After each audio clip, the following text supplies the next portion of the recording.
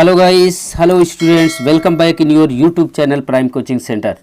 तो चलिए स्टूडेंट्स, आज आप लोगों के लिए बहुत इम्पॉर्टेंट वीडियो लेके आया हूँ क्लास 9 के बच्चों के लिए, ग्रेविटेशन। जी हाँ, जो आपके ये चैप्टर के कुछ वीडियो मैं प्रीवियस मंथ में आपको बता दिया था और कुछ चैप्टर के इसी चैप्टर के कुछ टॉपिक्स अब इस वीडियो में हम आपको डिस्कशन करेंगे, आपको बताएंगे। तो हो जाइए तैयार, जल्दी से फटाफट अपने किताब और कॉपी निकाल लीजिए, जल्दी से पेन वगैरह सब निकाल के नोट डाउन करते जाइए जो मैं आपको बता रहा हूँ। सॉरी स्टूडेंट्स, मैं आपको 9th क्लास की वीडियो नहीं बना पा रहा था क्योंकि कुछ बोर्ड क्लास की 12th और 10th क्लास के लिए मैं इतना बिजी था कि आपके लिए नहीं बना पा रहा था। Very sorry students. तो चलिए, आपके लिए आज मैं लेके आया हूँ, जहाँ से ये चैप्टर बंद किया था वहीं से आगे से मैं स्टार्ट कर रहा हूँ। आपको मैंने प्रीवियस वीडियो में फ्री फॉलिंग बॉडी बता दिया था। फ्री फॉलिंग बॉडी क्या होती है उसका डिस्कशन आपको अगर जानना है, उसके बारे में जानना है, तो आप प्रीवियस वीडियो का जो लेक्चर है उसे ज़रूर देखें। मैं इसके डिस्क्रिप्शन में दे चुका हूँ, यहाँ से आप लोग देख सकते हैं। तो चलिए, अब हम इस चैप्टर में ग्रेविटेशन, जो 9th क्लास 9th का ग्रेविटेशन चैप्टर है, इसका कुछ फ्री फॉलिंग बॉडी अगर आपने पढ़ा है तो equation of motion for free falling body आपको पता होना चाहिए। इक्वेशन ऑफ मोशन, जो जनरल इक्वेशन ऑफ मोशन होता है वो क्या होता है। फिर इसके बाद हमारे पास कुछ जो ये इक्वेशन बनेंगे कौन सा, फ्री फॉलिंग बॉडी का, वो क्या होता है, इन सब के बारे में हम जानेंगे। तो चलिए, सबसे पहले जो हमारा जनरल इक्वेशन ऑफ मोशन था, जनरल इक्वेशन अगर हम बात करें, general equation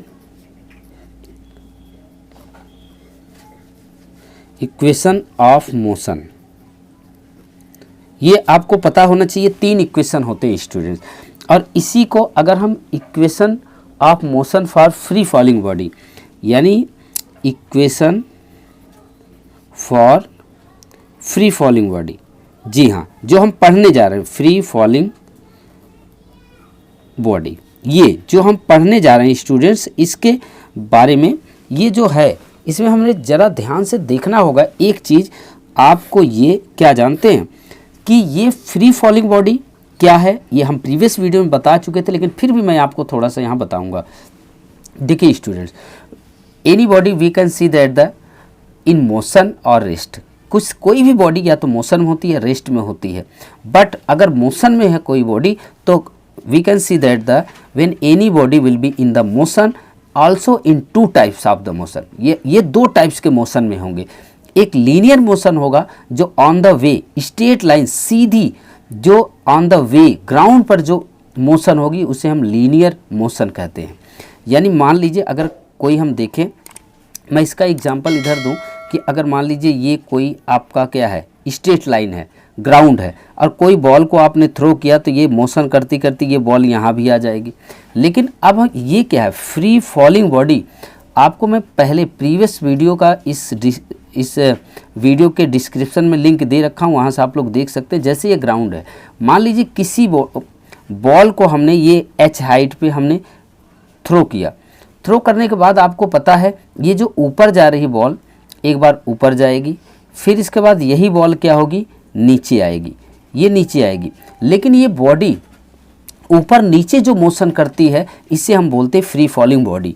free falling body ऊपर नीचे तो आती है, लेकिन in case when only one force apply to on the body, that is a gravitation force, that is known as the free fall, and body will be known as the free falling body. यानी कोई भी body अगर वो ऊपर से नीचे गिरती है, केवल उस पर जो अट्रैक्शन फोर्स लगता है, जो केवल फोर्स लगता है जो बॉडी के नीचे की तरफ अट्रैक्ट कर रहा है, खींच रहा है, अगर केवल ग्रेविटेशन फोर्स लग रहा है तो उसे हम बोलते हैं फ्री फॉलिंग बॉडी, और उस सिस्टम को बोलते हैं फ्री फॉल। अब ये इसी के बीच में, यानी ये जो बॉडी है, अब लीनियर इक्वेशन था, अगर इस तरीके से कोई बॉडी ग्राउंड पे वो मोशन कर रही थी, उसके लिए जो इक्वेशन ऑफ मोशन था v = u + at था। जी हाँ, फर्स्ट इक्वेशन। सेकंड इक्वेशन की बात करें तो s = ut + ½ at²। जी हाँ, थर्ड इक्वेशन की बात करें तो v² = u² प्लस 2as ये था स्टूडेंट। अब देखिए ये जो है ये सारे के सारे, लेकिन जब ये कब था, जब कोई body on the ground motion कर रही थी। ये फ्री फॉलिंग बॉडी मीन्स जब कोई ऊपर नीचे मोशन कर रही है, क्यों? Due to gravity. Due to gravity अगर वो मोशन कर रही है तब वहाँ पे क्या होगा, ये फार्मूला हम इसके बारे में डिस्कस करेंगे। तो देखिए बच्चों, यहाँ पे याद रखिएगा, ये सबको आपको पता होना चाहिए। ये final velocity, you initial velocity, A acceleration, T time है, एस डिस्टेंस है और टी टाइम है, सभी को पता है, ये सारी चीज़ें आप जानते हैं। अब बच्चों एक बात बताइए, जैसे यहाँ से एक बॉडी यहाँ थी, यहाँ से यहाँ तक डिस्टेंस कवर्ड की, तो उस डिस्टेंस को हम लोग बोलते हैं एस। लेकिन जैसे ही ये बॉडी, पहले बॉल यहाँ थी, मान लीजिए यहाँ थी, इस बॉल को थ्रो किया तो यहाँ तक पहुँच गई, तो ये जो डिस्टेंस यहाँ से यहाँ तक होगी वो क्या होगी, एच होगी। इसका मतलब हम लोग इसमें जो पढ़ते थे, यहाँ ध्यान से देखिए, यहाँ एच पढ़ते थे, तो अब यहाँ हम लोग क्या पढ़ेंगे, एच के बजाय इससे हम क्या पढ़ेंगे, यहाँ पर एस पढ़ते थे, क्या यहाँ पर एस पढ़ते थे। इस लीनियर मोशन में जो ऑन द ग्राउंड में हम पढ़ते थे वो एस पढ़ते थे, लेकिन अब इसमें हम लोग क्या पढ़ेंगे, यहाँ पर जो हाइट, जो डिस्टेंस है वो किससे पढ़ेंगे, एस से पढ़ेंगे। पहली चीज़ तो ये आ गई, क्या आ गई, यहाँ पर एच, ये हम एच लिख देते हैं, एच पढ़ेंगे। ओके, अब दूसरी चीज़ देखिए ध्यान से स्टूडेंट्स, यहाँ पर जो यहाँ ऑन द ग्राउंड जो एक्सेलरेशन होता था ए था, लेकिन जब ऊपर नीचे कोई बॉडी मूव करती है, ड्यू टू ग्रेविटी मोशन करती है, तो वहाँ जो आपका यहाँ ए काम करता था, तो यहाँ क्या काम करेगा, जी काम करेगा, यानी ये जी काम करेगा। चलिए इसी तरीके से और बात कर लेते हैं। यहाँ पर देखिए जो हमारा ये एस और ये ए दोनों हमने कर लिया। एक चीज़ और ध्यान देना स्टूडेंट्स, यहाँ पर जो हमारे पास दिया हुआ है, क्या अगर हम बात करें कि इसमें जी एस तो हमारा हो गया, जी और एस तो हो गया, लेकिन कभी कभी क्या होता है, जब हम किसी ग्राउंड को, ध्यान से सुनिएगा, किसी ग्राउंड से ऊपर की तरफ बॉल फेंकते हैं तो जो जी काम करता है वो माइनस में काम करता है, लेकिन बॉल जब ऊपर से नीचे आती है तो जी प्लस में काम करता है। तो हम इसको फार्मूला देख लेते हैं। तो देखिए इनिशियल वेलोसिटी तो यही रहेगी हमारी, v equal to U plus, लेकिन यहाँ एक जगह क्या हो जाएगा, आपने लिखा एक जगह क्या हो जाएगा, g और ये t हो जाएगा g। इसके बाद दूसरा इक्वेशन बात करें, यहाँ डिस्टेंस s था, यहाँ डिस्टेंस क्या हो जाएगी, ये डिस्टेंस h, तो यानी हम यहाँ लिखेंगे तो h equal to U T plus half, अब हाफ a है, a की जगह हम क्या लिखेंगे g और ये टी स्क्वायर हो जाएगा। ये न्यूमेरिकल में बहुत इंपॉर्टेंट आपको होने वाला है, इसलिए आप इसे ध्यान से समझें। ये V square equal to U square plus 2a, यहाँ देखिए a की जगह क्या आ जाएगा g, यानी g, s की जगह क्या आएगा h, यानी h। ये तीनों फार्मूले आपको याद रखने हैं। ये क्या है students, equation of motion for free falling body, ये बहुत इंपॉर्टेंट है, इसे आप लोग याद रखिएगा। और एक चीज़ ध्यान रखिए स्टूडेंट्स, अगर हमारे पास कोई इस तरीके का है कि कोई body free falling vertical downwards होती है, तो इसकी वेलोसिटी क्या होती है, वो इंक्रीज होती है, और एक्सेलरेशन ड्यू टू ग्रेविटी जो होगा वो क्या होगा, 9.8 होगा। ध्यान से सुनिएगा, अगर कोई बॉडी यहाँ से नीचे की तरफ ये आ रही है, नीचे की तरफ आ रही है, तो ये जो जी होगा वो क्या होगा, प्लस में होगा, यानी ये इंक्रीज होता जाएगा। क्या हो जाएगा, डाउनवर्ड्स की तरफ होगा तो इंक्रीज हो जाएगा, और वहाँ जी की वैल्यू जो होगी 9.8 मीटर पर सेकंड स्क्वायर होता है। ओके, अब दूसरी अगर हम बात करें, तो दूसरी बात करें, ये क्या है, डाउनवर्ड्स, यानी ये नीचे की तरफ जब आता है। यही दूसरा केस, ये फर्स्ट केस, ये सेकंड केस। जी की वैल्यू, ध्यान से सुनिएगा, जी की वैल्यू -9.8 मीटर पर सेकंड स्क्वायर हो जाएगी। किस केस में, जब किसी बॉडी को थ्रो करते हैं वर्टिकली, ऊपर की तरफ थ्रो करते हैं, तो वेलोसिटी क्या होगी, डिक्रीज होगी, तो एक्सेलरेशन क्या होगा, एक्सेलरेशन ड्यू टू ग्रेविटी जो होगी वो निगेटिव में हो जाएगी, यानी ये अगर किसी बॉडी को जब ऊपर की तरफ, देखिए ऊपर जब हम थ्रो कर रहे हैं तो उसकी स्पीड घटेगी, तो स्पीड वेलोसिटी घटेगी, तो यानी जब ये ऊपर की तरफ जाएगा तो ये हमारी जी की वैल्यू क्या होगी, निगेटिव हो जाएगी। ये सब आपको याद रखना है। दूसरा, when any body is dropped free falling A height it's initial velocity u is 0। यानी स्टूडेंट्स, अगर कोई भी बॉडी फ्री फॉलिंग हाइट से क्या फ्री फॉलिंग ड्रॉप होती है तो उसकी जो इनिशियल वेलोसिटी होगी क्या होगी, 0 होगी। ये सारे आपको ध्यान रखना है स्टूडेंट्स। अब इसके बाद हम लोग कुछ बात करते हैं कुछ ऐसे टॉपिक पर जो बहुत इम्पॉर्टेंट है, तो चलिए इसको नोट डाउन कर लीजिए, तो हम लोग नेक्स्ट टॉपिक की बात करते हैं। तो चलिए स्टूडेंट्स, ये बहुत इंपॉर्टेंट टॉपिक आपको बताने जा रहा हूँ, मास एंड वेट। ये बराबर आपके एग्ज़ाम में पूछा जाता है। ये वेट है, अगर मास और वेट की बात करें तो मास क्या है, मास यानी students, mass of a body is the quantity of the matter, किसी भी मटेरियल का, किसी भी मैटर का जो उसके अंदर उसकी क्वांटिटी कंटेन करता है, उसकी क्वांटिटी जो होती है, अमाउंट ऑफ मैटर जो होता है, वो उसकी क्या कहलाता है, मास कहलाता है जी। और मास एक स्केलर क्वांटिटी है। अगर मैं यहाँ लिखना चाहूँ तो बाद में मैं यहाँ डिफरेंस में लिख भी सकता हूँ कि mass is a scalar quantity, scalar quantity यहाँ लिख लीजिएगा, पूरी स्केलर क्वांटिटी है।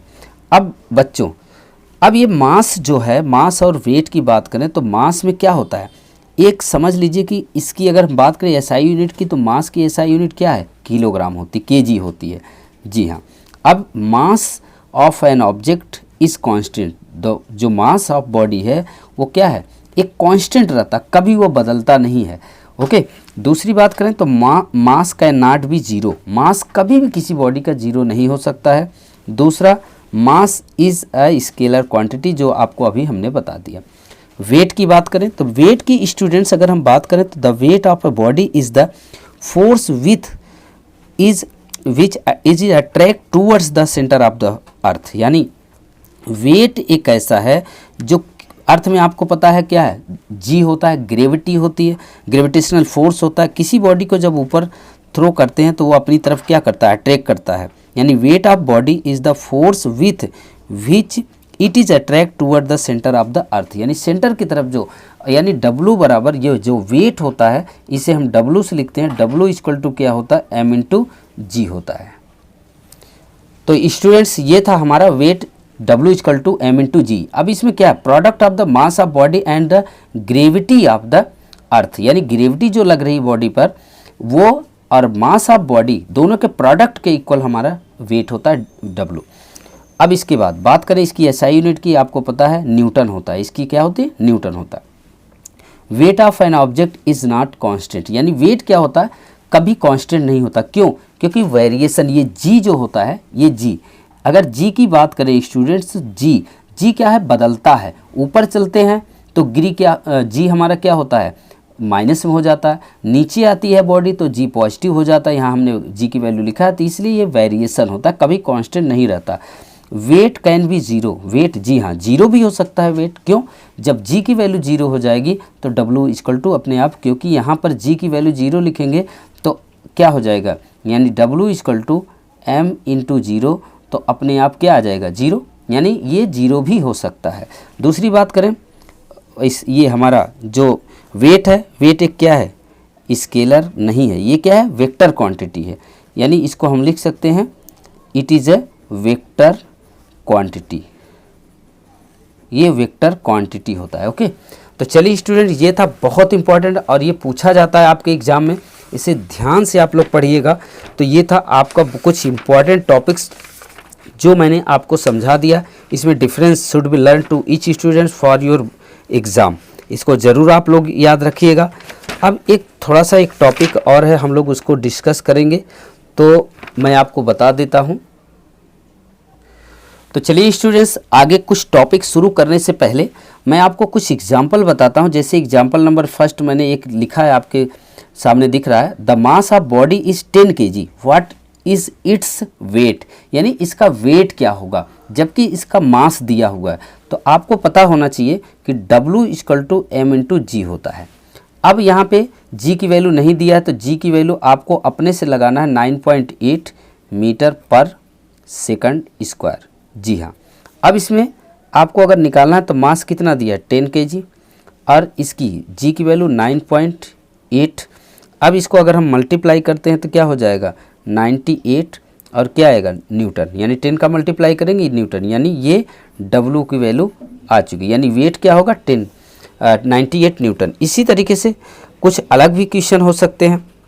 मान लीजिए मैं दूसरा अगर एग्जाम्पल की बात करूं, एग्जाम्पल नंबर 2 अगर आपको मैं दूं, व्हाट इज़ द, अब हम दूसरा क्वेश्चन दे रहे हैं, व्हाट इज़ द, तो देखिए students, what is the mass of an object whose weight is 49 newton, यानी क्या पूछ रहा, मास पूछ रहा है। जी हाँ, तो इसको जो सॉल्व करने के लिए सबसे पहले आपको ऐसे करना है, जो दिया है आप उसको लिख लीजिए, यानी W बराबर क्या दिया 49 न्यूटन, पूछ क्या रहा है मास यानी M इक्वल टू वाट। अब आपको फार्मूला लगाना है, W इक्वल टू कितना दिया 49 न्यूटन, तो W का फार्मूला क्या होता है M इंटू जी यानी 49। अब इसमें M की वैल्यू आपको फाइंड आउट करना है, G की वैल्यू 9.8 इक्वल टू 49। जी स्टूडेंट्स, अब इसके बाद यहाँ पर अगर हम बात करें तो देखिए जो अब हम इसको सॉल्व आउट करेंगे ना, इसकी G की वैल्यू लिखेंगे, अगर हम M की वैल्यू लिखेंगे 49 अपान 9.8। अब इसको स्टूडेंट्स अगर हम सॉल्व आउट करते हैं तो सॉल्व आउट करने के बाद ये जो हमारा आंसर आएगा यानी 5 kg आएगा। क्या M है, मास है, तो M का यूनिट्स क्या होगा kg होगा, तो इसलिए हमने M की वैल्यू निकाल दिया 5 kg। अब इसको अगर आपको सॉल्व करना नहीं आता तो इसको इस तरीके से कर सकते हैं, ये डेसिमल हटाएंगे तो ये क्या आ जाएगा 490, यहाँ पे 98। जी, अब इसको आप डिवाइड कर सकते हैं, ये 5 बार में डिवाइड हो जाएगा और जो हमारा आंसर है ये 5 kg आ जाएगा। तो ये था स्टूडेंट्स आपका चैप्टर नंबर 3 ग्रेविटेशन। ग्रेविटेशन का जो कुछ इंपॉर्टेंट टॉपिक थे मैंने आपको बता दिया। तो चलिए मिलते हैं नेक्स्ट वीडियो में नेक्स्ट टॉपिक के साथ। अपना बहुत ख्याल रखिएगा। जय हिंद, जय भारत। मैं इसके बाद जो भी टॉपिक है इस चैप्टर का सेकंड पार्ट पूरे के पूरे आपको बना के दूंगा। आप लोग अगर अभी चैनल को सब्सक्राइब नहीं किए तो जल्दी से सब्सक्राइब कर लीजिए। एक एक न्यूमेरिकल, एक एक सारे टॉपिक्स आपको मैं बता के आपको देने वाला हूँ। ओके, तो चलिए, thank you so much for watching this video. अपना बहुत ध्यान रखिएगा। जय हिंद, जय भारत।